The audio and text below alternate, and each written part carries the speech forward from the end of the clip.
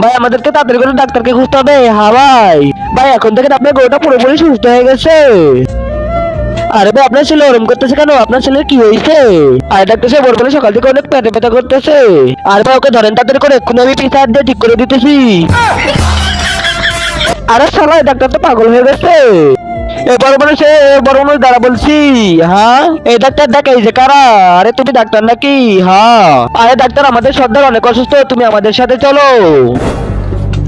আরে ডাক্তার এই যে দেখো আমাদের সর্দার মরে যাচ্ছে, তাড়াতাড়ি করে বাঁচাও তাকে। আরে কোনো সমস্যা নাই, আমি এক্ষুনি ওর পিছে হাত দিয়ে ঠিক করে দিতেছি। আরে শালা তুই পিছনে হাত দিয়ে শালা ঠিক করে পারছিস না নাকি? আরে তাহলে আমি ওকে সুই মারতাছি। আরে সর্দার তুই তাড়াতাড়ি করে ঘুরে এসো। আমাকে বাঁচাও, দেখিস এখন ঠিক হয়ে যাবে সর্দার। আরে আমি তো আর পারতাছি না। খেলা এই সাদা কালো সাবস্ক্রাইব বাটনটা টিপে দিয়ে সাবস্ক্রাইব করবে, তার মা বাবা যেন 100 বছর বেঁচে থাকে, আমি দোয়া করে দিলাম। আর যারা এই ভিডিওতে একটা লাইক আর একটা কমেন্ট করবে, তাদের মনে আশা যেন পূরণ হয়ে যায়, আমি দোয়া করে দিলাম। আরে ডাক্তার তুমি ওকে কি শেষ সুই লাগাইছো?